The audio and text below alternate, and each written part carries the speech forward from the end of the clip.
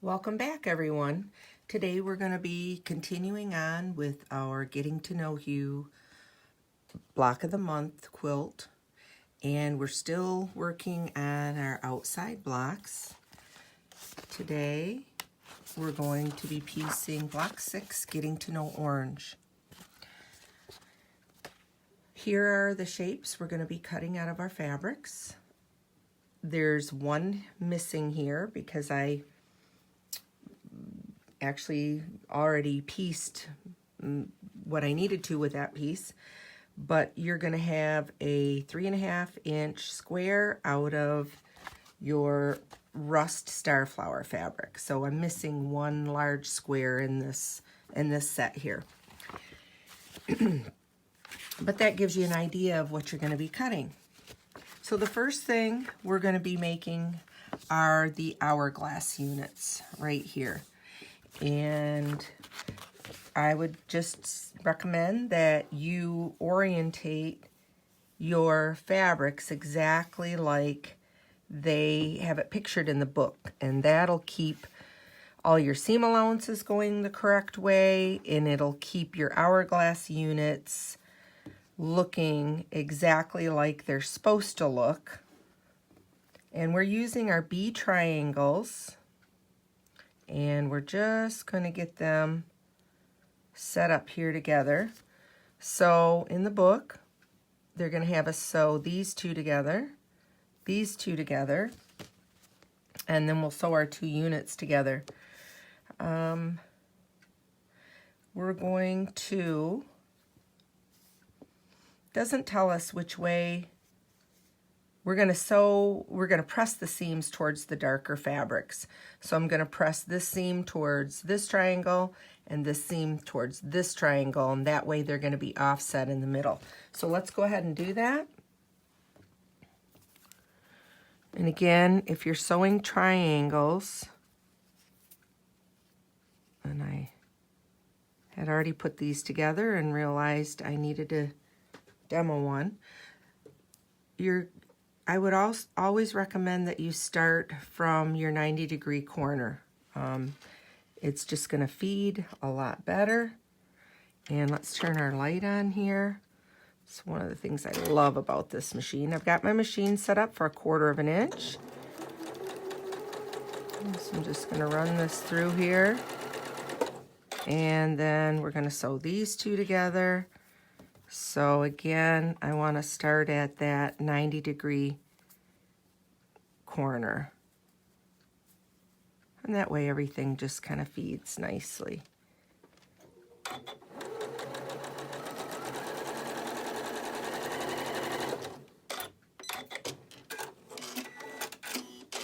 All right, I'm going to take this over and press it, and I'll be right back.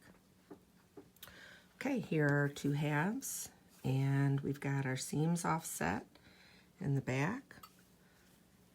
So I'm just gonna put these together. Make sure that they're locked together here along the side.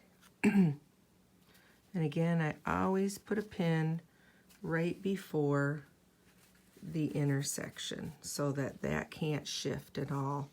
And I'm using the really fine, ultra fine quilting pins so that I don't damage my machine.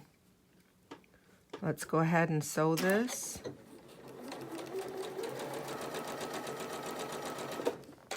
Line up our tip here.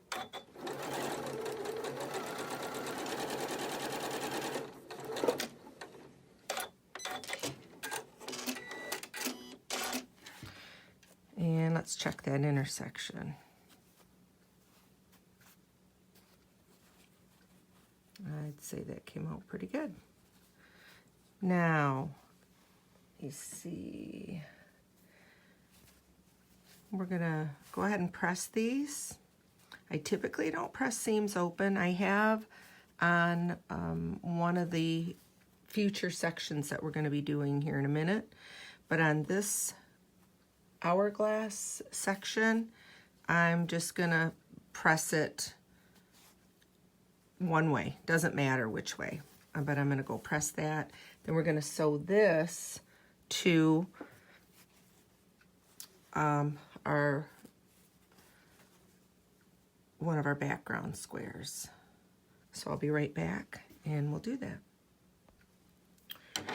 Okay, for this next step, I clipped the dog ears because we want to make sure that we've sewn this hourglass unit with the proper seam allowance. Since we are sewing on the diagonal, you want to check that. So I would do one of these units and check. So here is my, let's see, which square is this? This is my A background square A. And what I want to show you is, once I pieced this section, I'm going to look to make sure that my two sides are the same length. If they're not, then you need to adjust your seam allowance piecing this hourglass unit. If your hourglass unit is larger than your A square, then you're going to want to take a little bit bigger of a seam allowance in here. If it's too small, then you're going to want to take less of a seam allowance. And you can just do that by moving your needle either right or left. So the only other thing on this section that you want to be careful about is make sure that this medium orange triangle is touching your background square. So we're gonna sew this together and they line up really nice.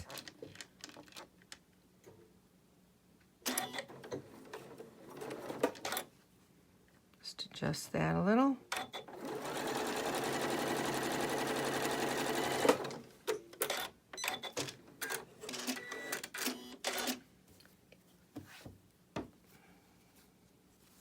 And there's our unit. We are going to be pressing the seam allowance towards our solid square. Always, whenever you're piecing something, a piece square and a solid square, I would always press my seam allowance to the solid square. It's just going to lay so much nicer. So we are going to make, we're making 8 hourglass units. So we're going to end up with 8 of these units. We're making 2 blocks this month, so you're going to be using 4 in each block. Okay, let's move on to the half square triangles. We're going to make quite a few of these in this block. And again, pretty straightforward. We've done this in several of our blocks now. We're going to take a piece of our, we're going to take our C background square, actually, yeah, and our light peach, and just lay those together. Draw a diagonal line from one corner to the other, and we're just going to sew down one side, turn around and sew down the other side.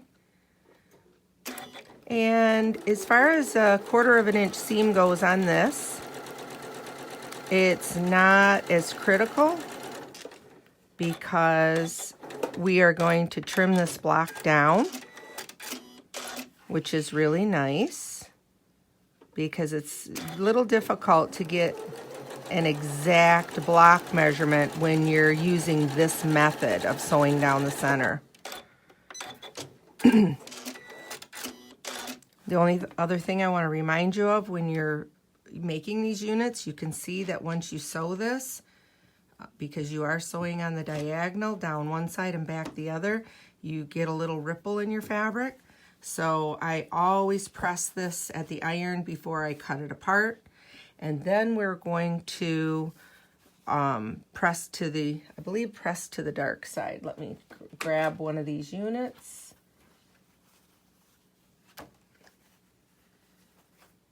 Yes, we're going to press that to the dark side. So I'm going to go press and cut, and I'll be right back. So here are our half square triangles we just made. When you press this open and you measure it, it's going to measure just a little over 3 inches. So when you trim it down to 2 7/8, you have plenty of room to trim down all 4 sides. That block lock ruler is going to be excellent to keep your diagonal line diagonal so that it starts and stops in the corner. So I love this because we've got beautiful square squares. So the next unit we are going to be putting together is the half square, well, let me see, the corner triangle unit. So to put the corner triangle unit together, we need 2 of the half square triangles that we just made with the light peach in the background. And then we also need the light peach and the dark peach. I'll call this, light and dark. And then we're going to need just a medium A square of our A square of our medium peach. Now, we're going to put this together. We're going to lay it out just like they show us in the book. I always just match the picture because it makes it so much easier when pressing our seams so that it all nests together. And that way you don't rotate anything. So they recommend you sew these 2 together first and these 2 down here together and then sew our unit together.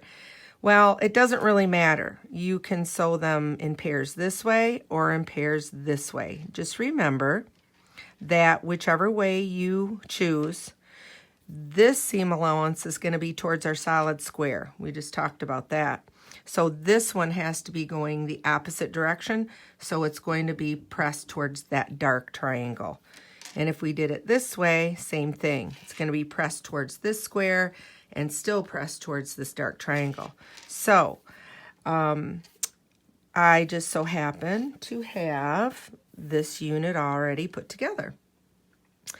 And the only thing that I changed that was in the book is that this center seam, I was concerned about how bulky it was getting in the middle, and so I chose to press that last seam flat.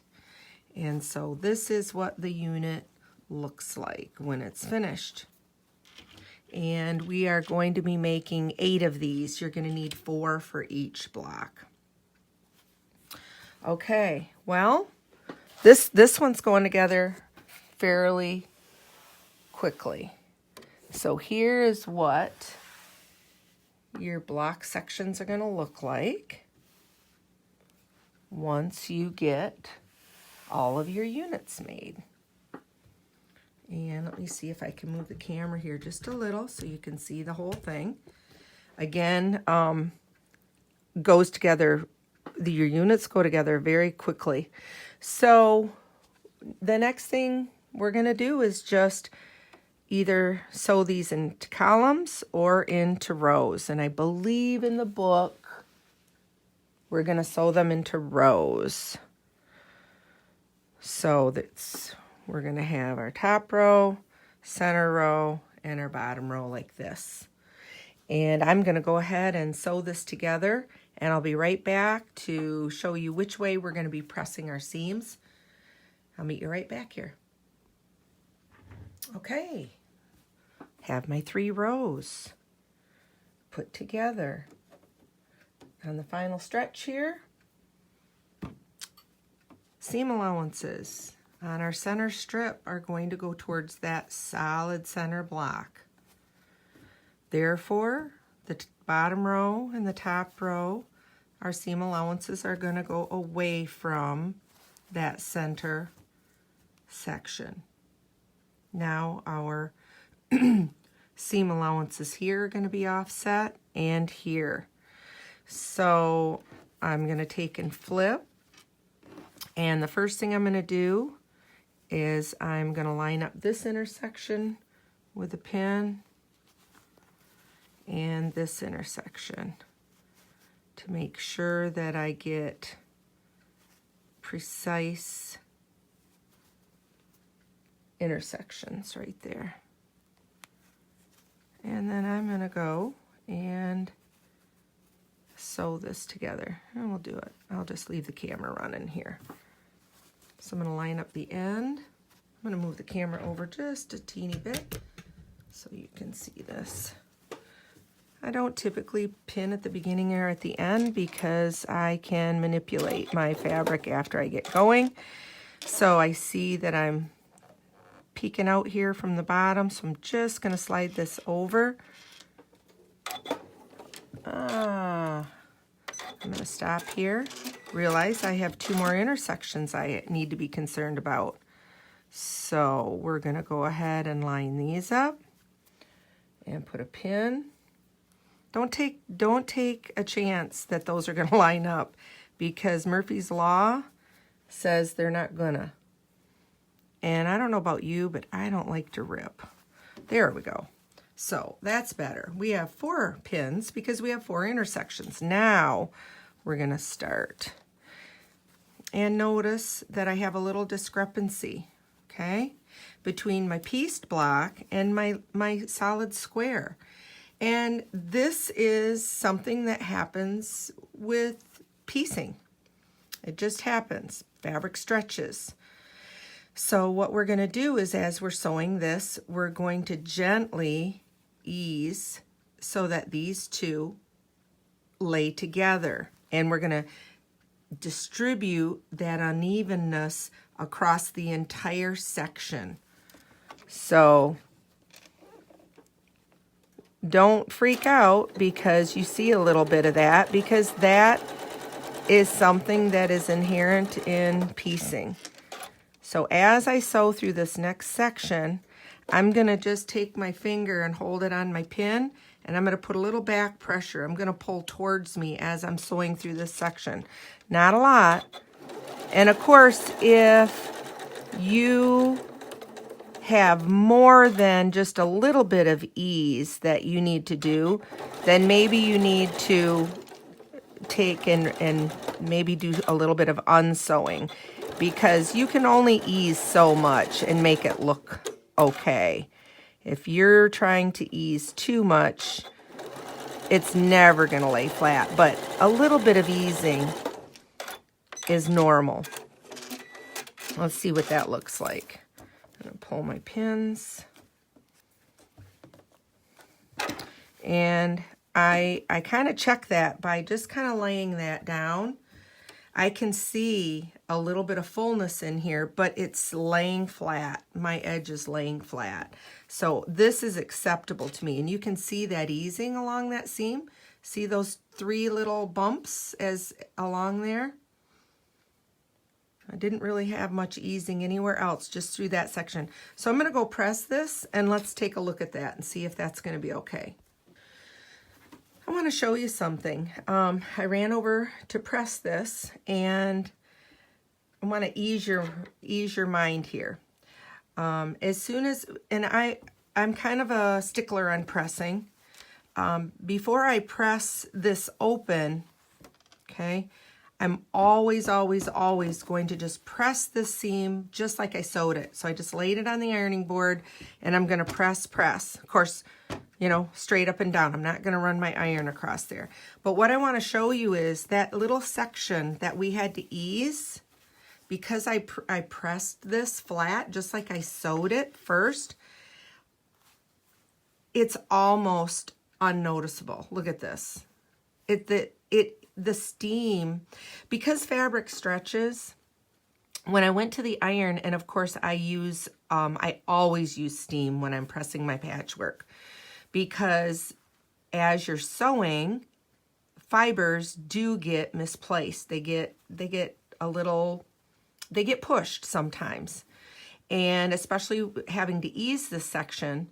So when I pressed it, all the fibers just kind of got realigned here. And I mean, you can't even tell that that was eased at all. So my suggestion is, if you do have to do any easing, make sure when you're pressing your units, as you're piecing them, you want to first press them just like you sewed them. And then I'm going to go to the iron and the ironing board, and I'm going to do a finger press. And I'm sure, you know, everybody's heard of that. but I'm going to do just a quick finger press all the way along this edge before I take the iron and come straight down. I'm not gonna push it like this with the edge of the iron, because you will distort your block if you do that. We take all these precautions. We're pinning our intersections. We're trying to make sure we're sewing straight. And then sometimes, if you're not careful, you go to the iron and you completely sabotage what you've just done. And the quickest way to do that is to go to the iron and just start pushing with your iron. So do a finger press and you can see how straight that line is. And it's going to stay straight. I can see just a little bit of easing there. Let's see if that goes away on my second press. I'll be right back. Well, it looks pretty good. You can still see just a little teeny bit of easing in there, but it came out pretty good. And once this is quilted, you'll never see that. So don't worry about it. I'm going to go ahead and put my final section on. So I'm going to flip this down. We're going to do our 4 pins, sew across, and I'll be right back. All right, here's the block. We're ready to put our block frames on, A's and B's. We've done this several months previous. So I'm going to go ahead and put my 2 shorter sides block frames on, and then trim those and put my last 2 block frames on. All right, I made my deadline. I wanted to have this video out by February 1st, and that's tomorrow. So I will have the block in the shop. When you come in to pick up this block, block 6 for February, you can take a peek at the finished block, and I'll see you then. Thanks. See you next month. There you go. Happy quilting.